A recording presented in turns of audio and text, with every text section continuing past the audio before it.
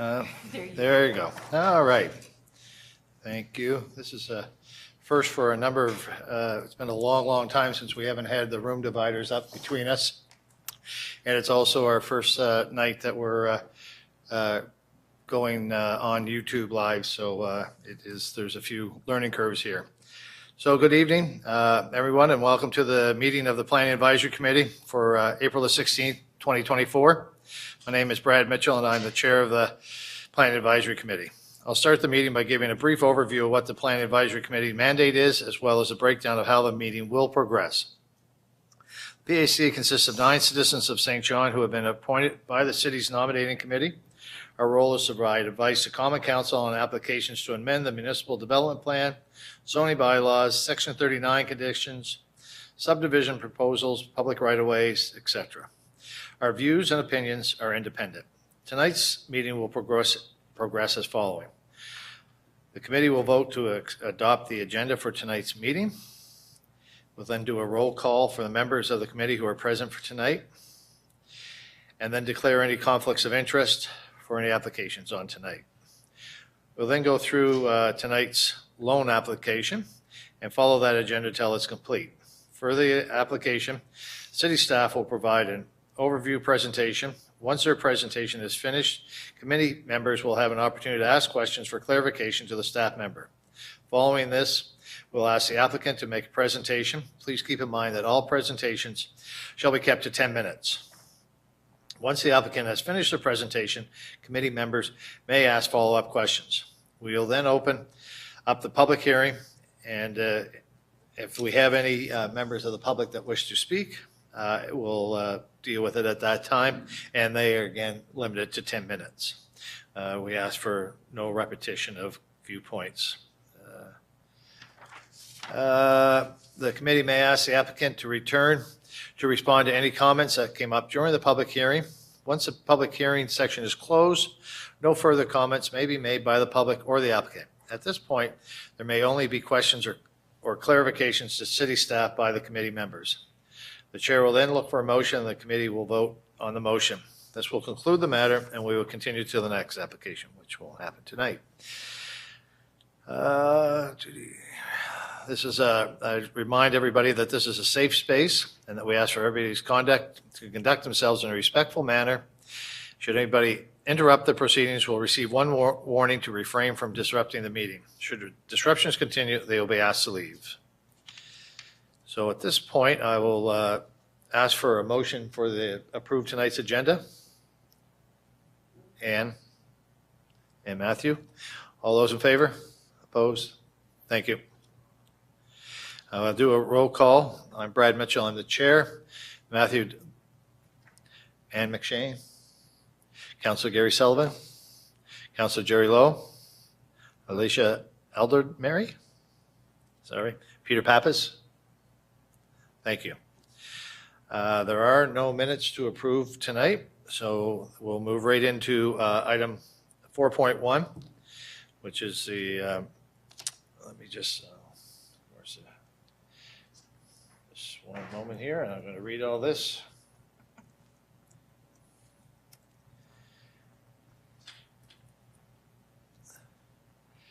So item 4.1, the applicant is Diamond Smith.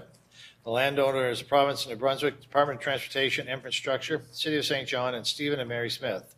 The location is 241 to 281 Douglas Avenue.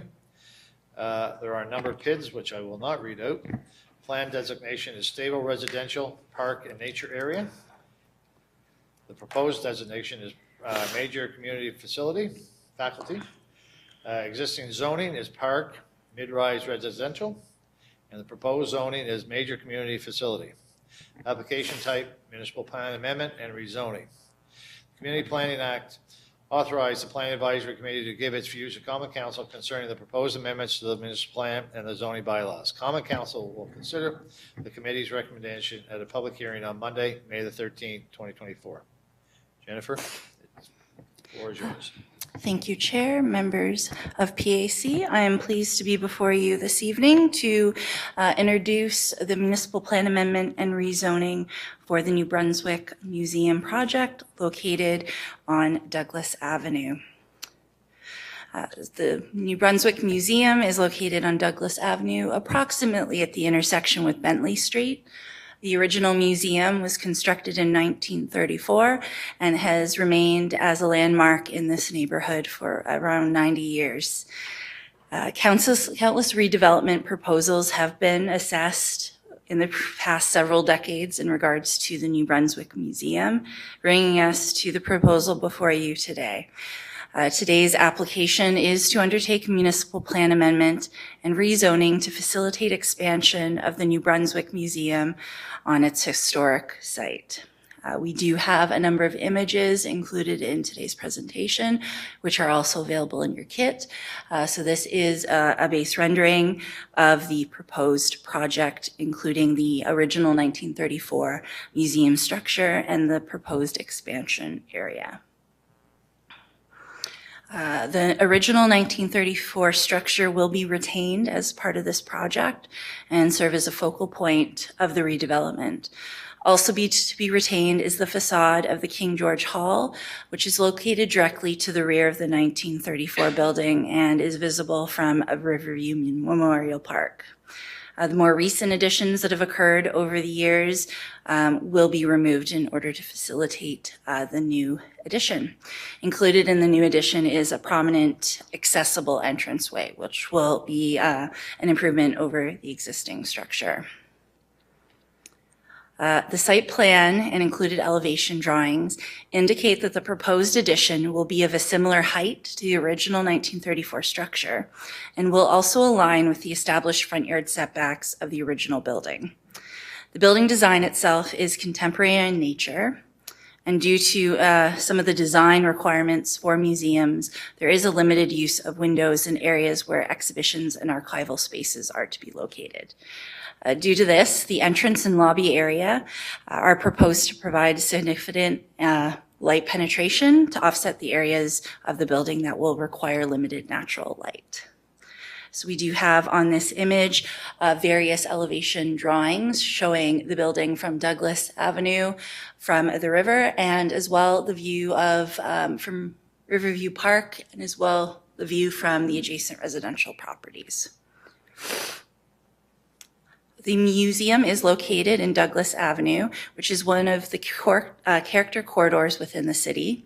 The city is also one of our heritage conservation areas, which is noted for a variety of houses that were constructed largely in the early part of the 1900s.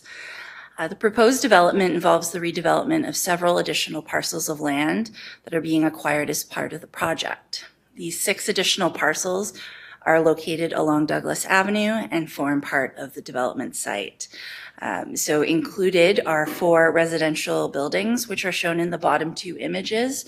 In the further image, there's a very tiny little building that's somewhat dwarfed by the neighboring structure. That is the sole heritage property included in this project, which has previously gone to the Heritage Development Board, which voted in support of the removal of that property from the Heritage Conservation Area to facilitate the project. There's also a vacant residential parcel and the lot containing the city's sanitary lift station, which serves the 4 residential structures. Recent approval was granted by Common Council to sell the city-owned parcel, which will require the decommissioning of the lift station and removal of sanitary services from these properties. The museum itself is identified in our municipal plan as a major community facility. This designation is really limited to major institutions across the city. These could be the local high school, hospitals, major recreation complexes, and cultural establishments, which serve the broader city, sometimes regionally. In the case of this, would be a provincial establishment. The museum itself is one of those sites that have been identified in the municipal plan to carry this designation. The plan amendment involves several properties that have designations of park and natural area, as well as stable residential, which would all need to be redesignated to major community facility. To point out an additional element of this is a very small portion of Riverview Park The 1934 construction was taken involving an encroachment of the 1934 museum onto the city-owned property. There is some significant legislative requirements that would need to be undertaken in order to transfer the land. So a decision was made to move forward with this proposal and to incorporate that small portion of land, approximately 5 meters around the border of the existing structure, to redesignate it and get the correct municipal plan designation so that the tiny portion of the museum will no longer be considered a legal non-conforming use. Historical issue that's been going to be corrected after 90 years. The museum site is also zoned major community facility, and as part of the expansion, the adjacent properties would also need to be rezoned. These properties are mid-rise residential and parklands. This also includes the previously mentioned encroachment. The CFM zone is the zone facilitated to involve these large community facilities. Staff undertook an assessment of the proposed development to the zone standards, which includes setbacks, height, and general design guidance. The report does indicate the development officer variances that will be required. The one in particular related to the zone is a variance to allow parking to be located within a required side yard setback. An additional variance, which has to do with parking standards, is required to reduce the parking requirements on site. In addition, as part of this project, consideration has been given to the vast public benefits that come with this project beyond the benefit of having an active museum within a community. Through negotiations with the applicant, the following public benefits have been agreed upon and would form a Section 131 agreement if adopted by Common Council. This includes the designation of the 1934 museum, as well as the facade of the King George Hall as heritage properties. A cost-sharing agreement to upgrade Douglas Avenue, Bentley Street crosswalks into lighted crosswalks. The installation of 2 covered transit stops located south of 277 Douglas Avenue. So there are transit stops on either side of Douglas Avenue that are currently uncovered stops. The extension of Harbor Passage and the establishment of the parking lot to be used as a snowban lot for local residents during the occasions of on-street parking bans. In addition, a few Section 59 conditions have also been considered. The first is a standard condition we have surrounding the development of the parcel being in general accordance with the detailed site plan and elevation submitted. The intention here is that largely the project will align with these in general height, setbacks, things of that nature, but provide flexibility as if detailed design occurs and requires additional refinements to the rendering or to the site plan. It'll provide that flexibility for that to happen. In addition, the New Brunswick Museum will be providing off-site parking and shuttle service for all their staff to be located in off-site location, and this will further reduce some of the parking needs on site for the museum structure itself. Notice was sent to all property owners within 100 meters. And as of the preparation of this presentation, no written submissions have been received, although one letter was received and provided to all members of PAC this afternoon. Notice of the public hearing will also be posted on the city's website this week. In addition, the applicant undertook an extensive engagement sessions, which has been included in the application package and forms part of the report, outlining kind of a summary of the feedback they received from St. John and across the province. Staff is recommending an amendment to Schedule A of the municipal plan to redesignate the necessary properties to the stable area. An amendment to Schedule B of the municipal plan to redesignate the necessary properties to major community facility, rezoning of the parcels to major community facility, imposition of Section 59 conditions as listed in the report, and the creation of a Section 131 agreement to formalize the 5 proposed public benefits. I have other colleagues here as well who will be available to answer specific questions related to infrastructure, parking, and traffic.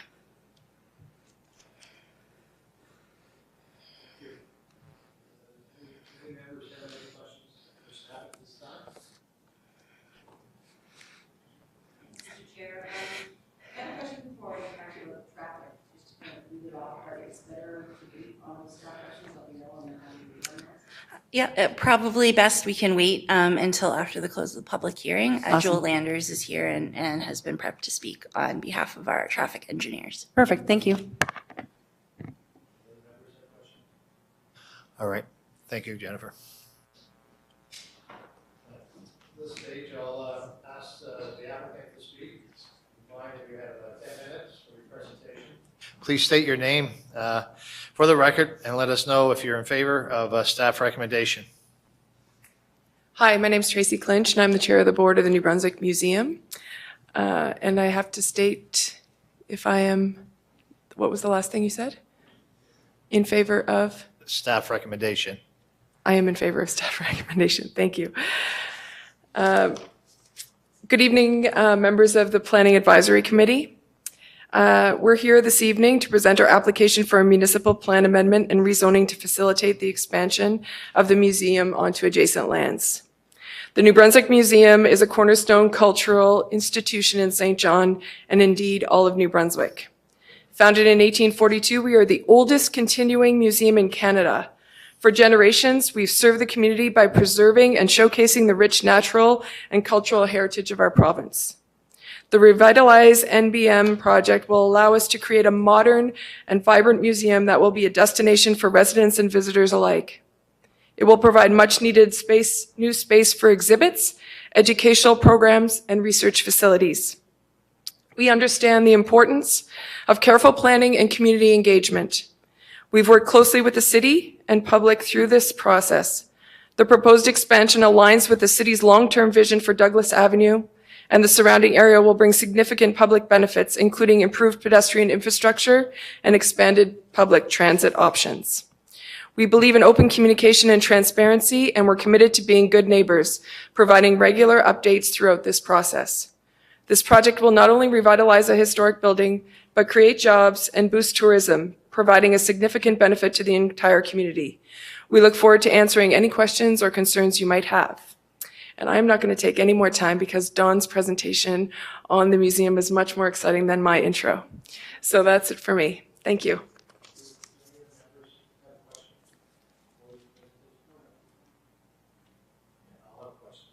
Great, thank you. Thank you, Tracy. Sorry, I'll just...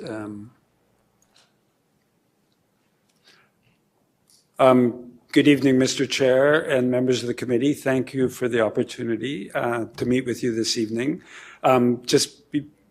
My name is Donald Schmidt. I'm a principal of Diamond Schmidt Architects.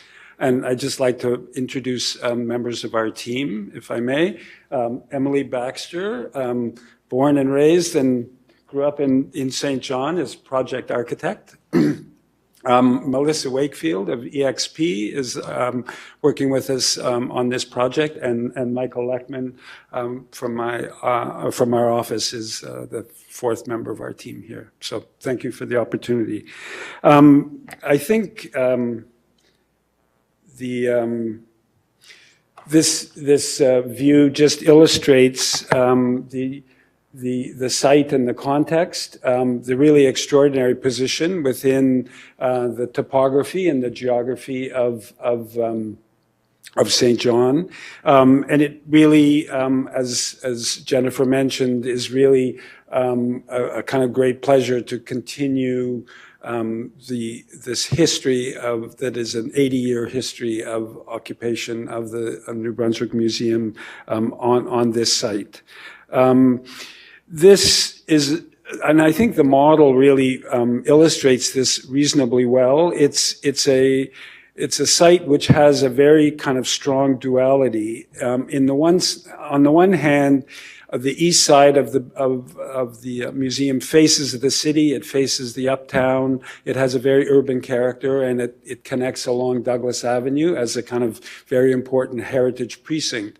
On the other hand, on the west side, we have this amazing escarpment of landscape, Marble Cove, the river, and it kind of connects us to the whole landscape of the province, because this really is a provincial museum. This, I think, drawing illustrates, on the one hand, on the left-hand side or the south, the complete retention of the east wing of the Heritage Building, its restoration, its integration of both interior and the exterior elements. And on the north or the right-hand side of the model, a series of 4 new wings whose width and proportion is matching the portico of the museum. So it's really about connecting this museum into the heritage streetscape of the Douglas Avenue frontage. And between those, the heritage and the new wing, is really a community crossroads, accessible place, full of light and views that is really, and we'll talk a bit more about that, a community opportunity. I think as was mentioned, established in 1840, this is the longest continuously operating provincial museum in the province. So it's a great opportunity to continue that heritage for the 21st century. We began the process with a very robust community consultation process that began here in St. John, in the St. John's Arts Centre, and continued with all of our group around 8 different communities around the province in 2 languages, meeting the kind of full diversity of the community to get input that shaped the museum design. I mean, what this illustrates is something that perhaps is even better represented on the model, in that both the heritage wing and the new wings are really occupying just the kind of highest point of that escarpment along Douglas Avenue, that all the kind of natural lands and the kind of history as a place of portage and the kind of natural history of the escarpment is protected in the design. I think it was mentioned that, and is illustrated in this drawing, that part of the Harbor Passage pathway system is integrated into the building, both its continuity up Bentley, a kind of story circle at the entrance to the museum, an access into the community space of the museum, which connects right through to an indoor activities and outdoor terrace overlooking the landscape, but also part of our responsibility and recommended in Ms. Kirshner's report this evening is that we continue the Harbor Passage vocabulary along the frontage of the museum. Secondly, I think for this museum to really be successful, it needs to work at really 3 scales. It needs to succeed at the neighborhood scale, to really fitting into the heritage precinct of Douglas Avenue. It needs to work at the scale of the city. It really needs to capture the kind of presence in St. John. And it needs to operate at the scale of the whole province. So that's some of the issues that have really been driving the kind of design work. This drawing illustrates with the blue arrows visibility and transparency and natural light. The big arrow is that point of arrival, accessible, visible, welcoming into the museum, but also between each of the wings, transparency to look out and to look in, both to the west and to the east. So it is a museum, as Ms. Kirshner mentioned, but it's very much integrating transparency and view as into the facility. We're also on the east side really, as I mentioned, the portico and the scale of the architecture is reflected in the new additions. But on the west side, the building is more curvilinear, more organically integrated into the escarpment and the landscape. And very importantly, in a province with a significant forestry industry, the ground and second floor of this two-story building is a wood structure that will be largely exposed wood in many of the public spaces of the museum. That's part of an interest in decarbonizing the museum. It's a sustainable, carbon sequestering, renewable structural material. And it's part of the ambition that the museum team and board have for the environmental responsibility of the project. In this view, you see the heritage wing, a portion of it on the left, and the 4 new wings to the right. They're proposed to be clad in a material like a porcelain glazed, like a terracotta, a sort of clay material, glazed, very durable, historically used in buildings, and very much with that glaze reflecting a variety of light and weather and a kind of beautiful skin to the building that's textured in a way that emulates the textures of the heritage buildings along. And you can see in the middle the kind of point of entry with a canopy that provides welcome and access. This is a more direct view looking into that accessible entrance right at grade. And that's really a place that is intended to be very visible and welcoming to the community. On the Marble Cove side or on the river side, I think it really is expressing the kind of opportunity of the landscape and the natural form on the kind of west side, and hopefully one of the kind of great relationships of a building to the landscape in this part of the province.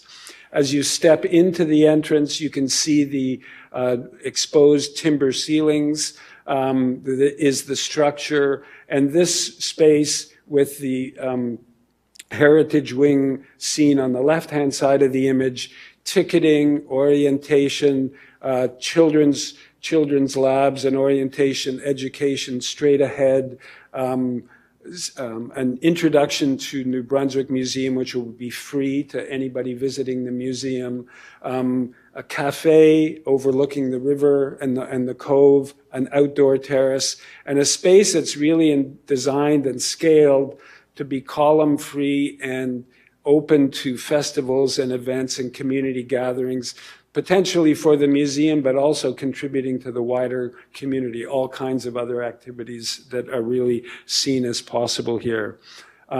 If we stand in that entry space and look south, we're looking not only to the restored heritage wing that you see on the left-hand side of the image, but the heritage stair in the background, which will take you down to, so members of the public can see the collections areas at a lower level, labs where curators and conservationists are working on projects, and some of the great artifacts of the museum can be hung.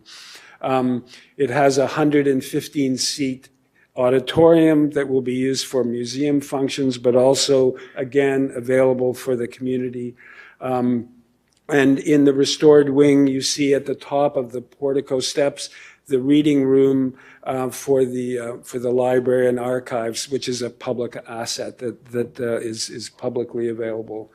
The second floor space above the atrium, 30,000 square feet of exhibition galleries at the upper level.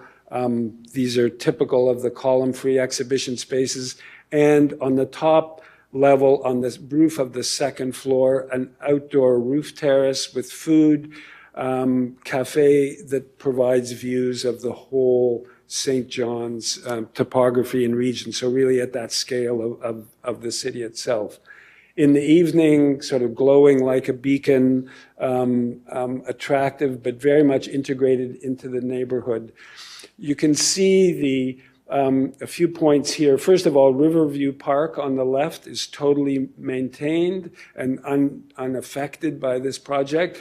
And as Jennifer Kirshner mentioned, the King George Auditorium and all the heritage elements are retained and restored on that park. A very wide swath of landscape along Douglas, which includes a story circle right at the entrance, includes landscape spaces, and includes a lay-by that you can see on the road for buses for children to get safely on and off buses, or visitors from cruise ships, or, and then to the north, loading facility and parking for 75 cars on site. Just a kind of view, a dusk view from Marble Cove, and all along on the interior, the opportunity for visitors to the museum on the interior to see the flora and fauna and topography of the natural and cultural history.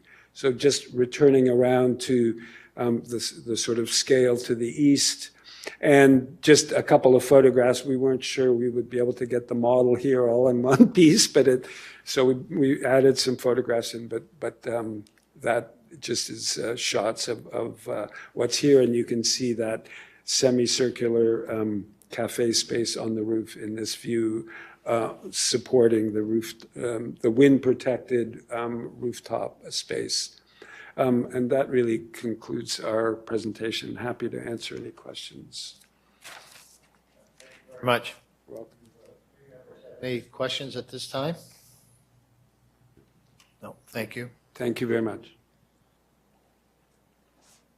At this time, are there any other presentations in regards to this from the museum or the? All right. So now I'll ask for public comments. And do we have anybody here that would speak on public comments? You come forward, please, and state your name. Yes, to the podium, please.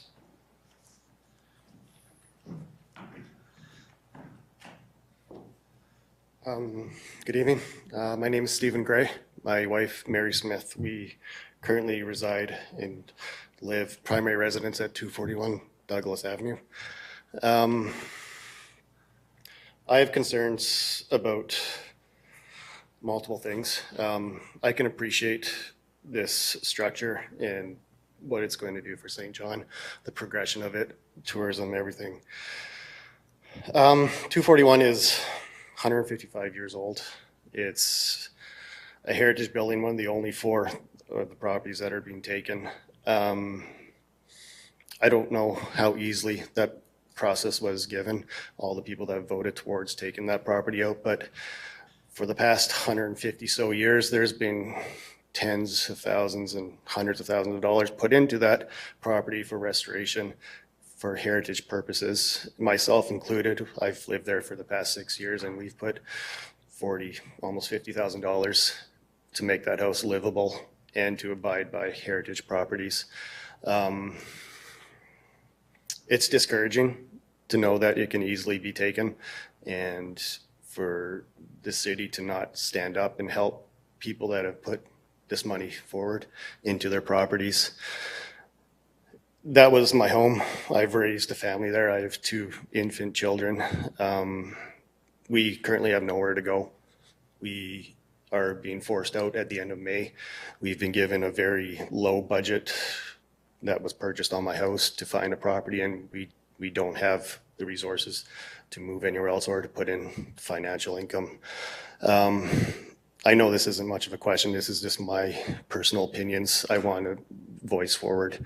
I haven't been given the opportunity to do this yet over the past year and a half, and it's very discouraging to know that this can very easily be done.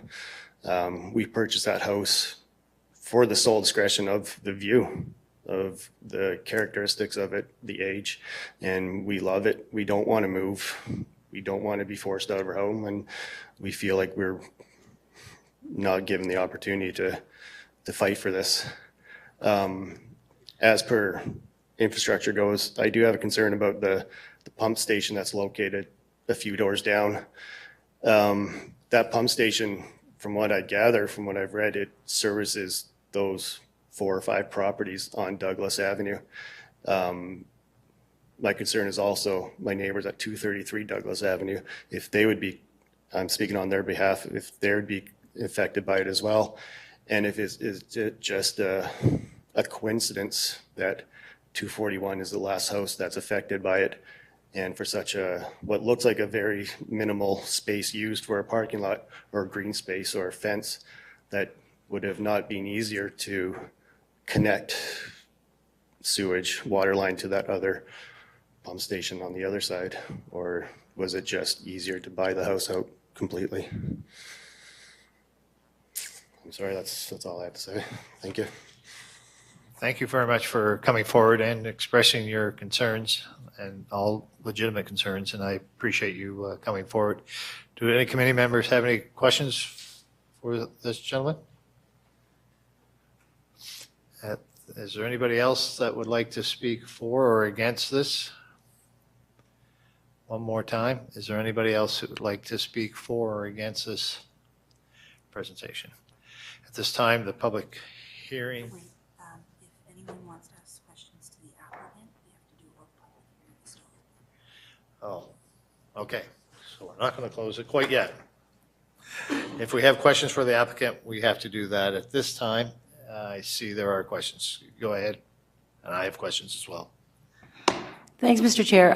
Yeah, I think this is a question, I guess, for maybe the museum board. I'm not sure where the process would have started, and it's a question, and it kind of follows up on this gentleman's, Mr. Gray's comments about housing.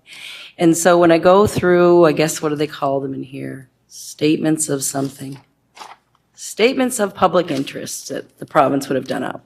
In the statements of public interest, the one piece, I guess, that would be pertinent to what Mr. Gray brought up is it's SP3 says support the provision of a range of affordable housing options throughout communities. And I guess I'm curious why it said this policy is not applicable. It's a little applicable, I guess, and I'm curious if you, I'm hoping that the museum, that you can speak to why you ruled that out, if you can speak to if there's any other provisions that might have been made kind of in lieu of the loss of affordable housing in this area. And anyway, I'll leave that to you to respond. Yeah.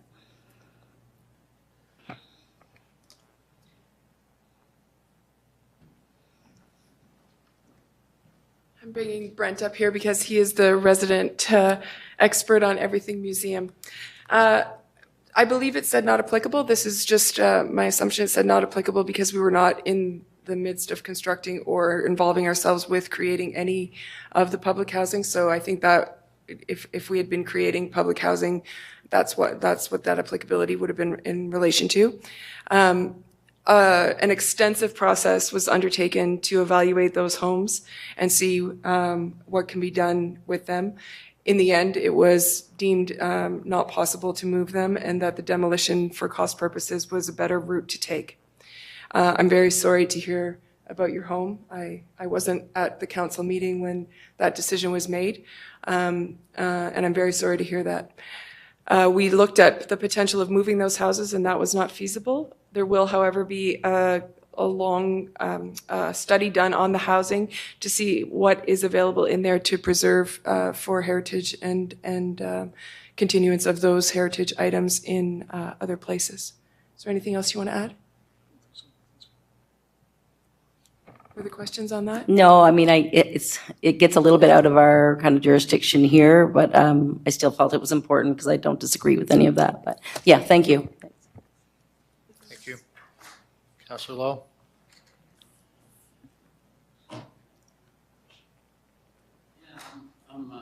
I'm interested in the shuttle that takes the employees, I guess, back and forth to work. I'm curious whether that shuttle could be used for people coming in cruise ships, in groups, to take them. I mean, there's ample, I look at it, there's ample space, parking space, but could this all, do you have the shuttle service all day to be able to shuttle people, for children from school, definitely the cruise ship people I'm thinking of, right? To bring them there. Is that shuttle available for that also?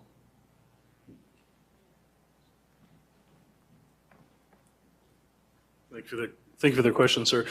Brent City, I'm the COO and Director of Research with the New Brunswick Museum.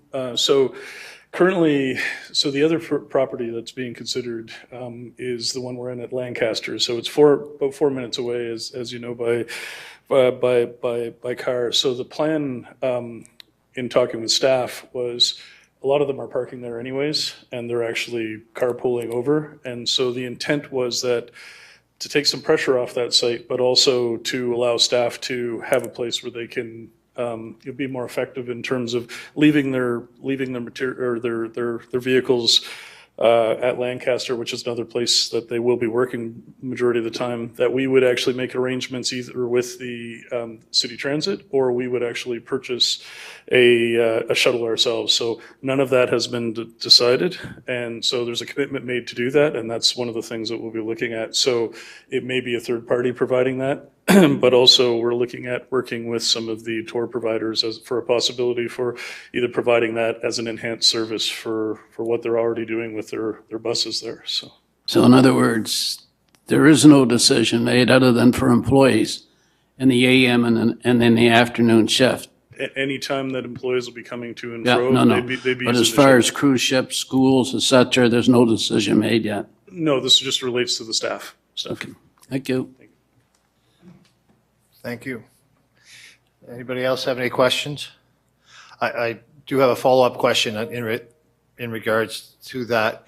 Is how many staff are there, either at the West Side location or going to be at the Douglas Avenue? So we have a complement of about 50 staff right now. That includes visitors and, visiting researchers and also volunteers. It's about 50 that we average in terms of staff complement. There'll be about 10 to 12 that'll be working every day out of this facility. The majority of the work that actually happens at Lancaster and will stay at Lancaster. So the folks that will be at Douglas will be the ones that are working directly with the collections that are on site, and also the ones that are working with visitor services and the doing tours and whatnot. So it's about 12 staff on site. So just as a follow-up question, so then you're keeping the West Side location? The intent is, to extend that lease and to keep it, just because there's been a big investment in it, and also it echoes the models that a lot of larger museums use, where they'll actually have an off-site location where they do a lot of the processing of collections, a lot of the fabrication, and it allows this site to be kind of the clean site where you don't have a lot of fabrication and things happening on it. And that was always a struggle with the existing museum. If you've been in the old museum, there's multiple levels below, and a lot of that happened in the basement. And so as a result, it wasn't the most effective. There was no access to loading ramps and things like that. So that'll be all done on the appropriate site off-site. And then everything at the museum will be, for visitor experience, will be tours, and also some of the provincial collections that are of provincial significance that the public would want to see will mostly be at this site as well. So I think the staff mentioned that there would be access, or Jennifer mentioned there would be access to be able to go down and to visit these, see the staff working. Those will be staff that are engaged in working directly on the collections and also preparing some of the exhibits. And so the public will be able to go down, look behind the scenes, and actually see that work happening for those 12 staff that are there, 10 to 12 staff. Thank you. You got a follow-up question? Thanks, Mr. Chair. I actually have two more questions. They're just, okay, like one may be for staff, so he'll be off the hook with that one. And I would be remiss if I didn't say it's a super exciting project. I feel like I'm asking all these questions and I'm not giving any, kudos where they're deserved. And I think the community's super excited about it. So, yes, beautiful. Thank you. We expect this now from every applicant that comes through to bring us a full model. Timelines, can you speak about timelines for when the development is expected? I'll turn to our experts in that too. Thank you. A general contractor has been appointed to the project in the last few weeks. they're getting organized. And the hope is that later this spring or early summer, that some of the kind of preparatory work on site, removal of collections are now being moved out of the museum, preparatory work, including demolition of some of the ancillary structures, et cetera, and some of the site preparation can start this year. And the intent is, the plan is for construction to be largely complete in 2026 with a kind of a reopening with the kind of public exhibits in early 2027. Okay, thank you. Yeah. And my last question is actually, it's really, it's staff and it's about traffic. So we received a letter from a resident on this street, and they're not wrong. I think Douglas Avenue certainly has struggled with some speeding issues and some traffic issues on it. Is it the museum's fault? No, it's not the museum's fault.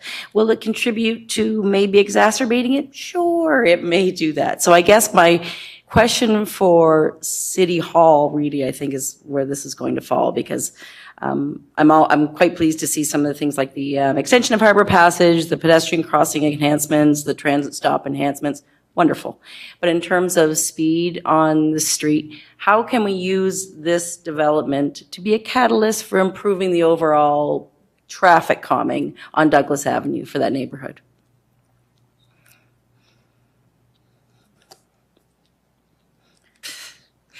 So this would be something Joel will be prepared to speak of, as there are plans in the works for Douglas Avenue. Joel? As I figure out where he's sitting. Okay, sure. I just didn't know how to turn on my mic. So there is plans this year to install speed cushions on Douglas Avenue between Main Street and Bentley Street. So that should hopefully, through our experience, help with the speeding issue on that portion of the street. There is also plans for speed cushions or other traffic calming measures for a future capital project for the rest of the street, hopefully before opening, I would say. Does this significant development bump that up at all? That I can't speak to because the capital project would be something that would go before council, but Would a letter from PAC to council alongside this recommendation help that at all? I would say possibly, but I do think that it is in the works regardless of this project, just as our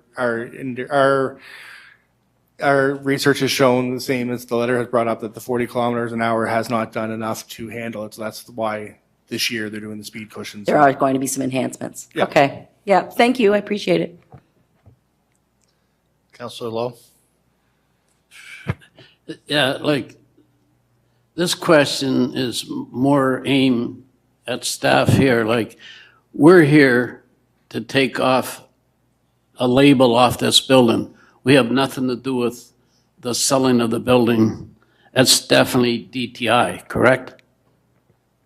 And I'm referring to I believe Mr. Gray, like, you know what I mean? So I guess I'm curious to know that, is a building being assessed prior to the night if we vote to take it off, or is it being assessed two different ways? If it's an historic building, I'm sure it's worth a lot more money, and the museum is now going to be historic, that this passed, which was already passed, which I think is excellent.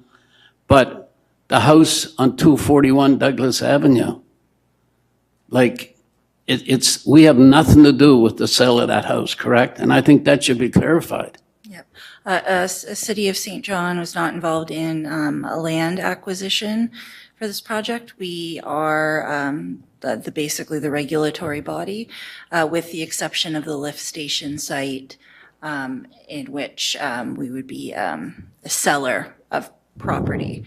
Otherwise, the application came to us with the list of properties included.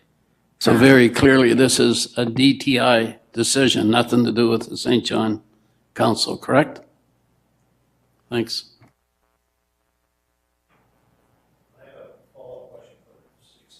Specifically, in regards to traffic.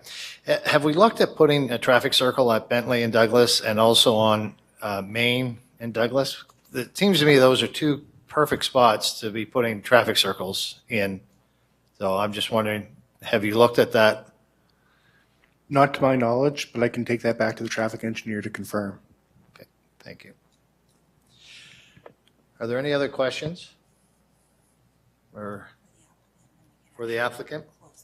Then we can close the public hearing. It's really good having this screen gone. Okay, at this point, we will close the public hearing. And we'll move from, let me go back here and read all these notes here, what I'm supposed to do. We're going to have a general discussion because we have closed public hearing. And at this point, I'll ask for any other questions or any other discussion on this matter. Ann? I'm prepared to make a motion, Mr. Chair, that we move staff recommendation. I have a second by Matthew. Do I have any question on this? All those in favor? Opposed? Thank you very much to all that came out tonight and bring your model down. That concludes our item number 4.1. Next item on the agenda is our meeting for May 21st. And do I have a motion to adjourn? Councillor Lowe, of course. Do I have a seconder? Councillor Sullivan, all those in favor? Meeting adjourned. Thank you all.